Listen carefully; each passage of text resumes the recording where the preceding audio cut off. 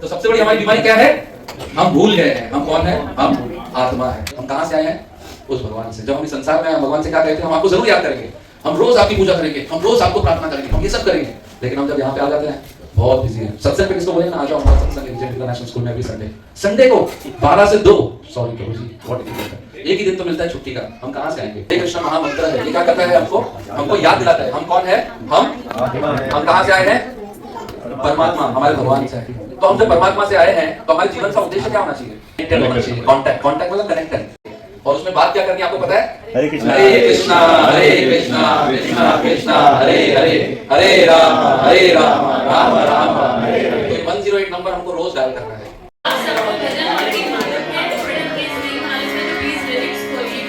और जैसे प्रभु ने बोला सब साथ में गाइएगा।